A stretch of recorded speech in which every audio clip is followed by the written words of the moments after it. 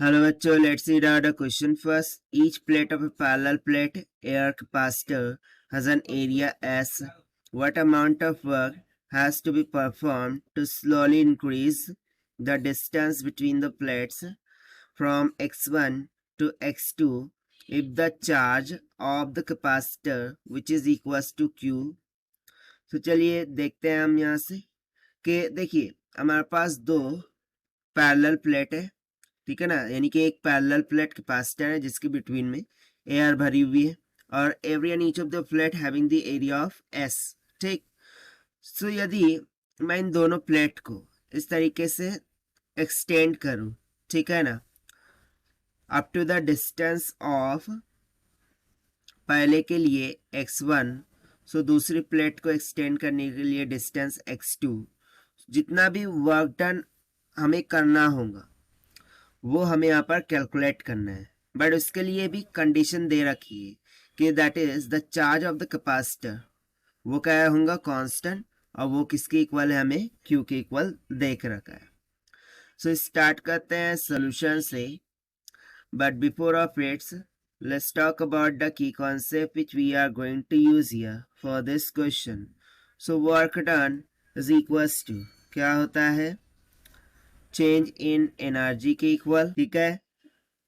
और rather than that मैं capacitor का फॉर्मूला लिखूं, सो वो होता है epsilon not into area divided by the distance between the plates that is d. So इन दोनों प्लेट के बिटवीन में जो डिस्टेंस है वो क्या है, डी के इक्वल है। और ये बेसिकली हमें कब मिला है, आफ्टर द एक्सपांशन। सो इसको मैं अलग कलर से बता देता हूँ कि ये हमें आफ्टर द एक्सपांशन मिलेगा। तो चलिए हम यहाँ से स्टार्ट करते हैं। सो बेसिकली मुझे क्या करना है, चार्ज को कांस्टेंट रखना है। सो यहाँ पर हम लिखेंगे व्हेन चार्ज इज कांस्टेंट। सो उस टाइम पर यदि मैं यहाँ पर देखूँ work done is equal change in energy, यानी कि इनिशियल एनर्जी और फाइनल एनर्जी लगने वाली है। तो सबसे पहले इनिशियल एनर्जी कैलकुलेट करते हैं। So this will be equals to, ये क्या हो जाएंगी, Q square divided by twice of C.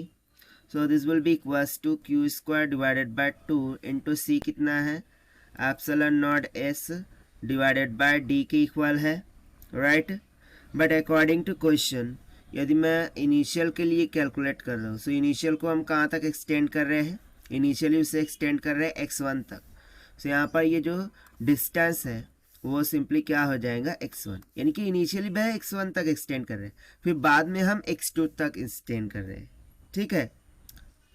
सो देखिए ये हो जाएगा Q square times x1 divided by 2s epsilon naught के इक्वल। सिमिलरली मैं फाइनल एनर्जी लिखूंगा, so this is equals to, so according to the same procedure I can directly write Q square x2 divided by 2s epsilon naught, यानी कि अब finally हम कहाँ तक एक्सटेंड कर रहे हैं, x2 तक। अब यहाँ पर मैंने लिख के रखा था कि work done is equals to change in energy होगा for the capacitor case. So this is equals to क्या होता है, final minus initial. So final कितनी आई थी, तो भाई Q square x2 divided by 2s epsilon not minus initial कितनी आई थी भाई, Q square x1 divided by 2s epsilon not. So यहाँ से मैं Q square by 2s epsilon not को कॉमन कर लिया। सो इन ब्रैकेट क्या बच जाएगा, x2 माइनस का x1। सो इतना वर्क डन हमें करना होगा to extend the capacitors up to x1 to x2 while keeping the charge as a constant. ये कंडीशन बहुत ही इंपॉर्टेंट है, ठीक है, कि हमें चार्ज को कैसे रखना है, कांस्टेंट रखना है, उस केस में इतना वर्क डन होगा। So this is the required answer for question जो कि हमने सॉल्व किया by using the constitutive formula of work done is equal to change in energy and capacitor के फार्मूले से।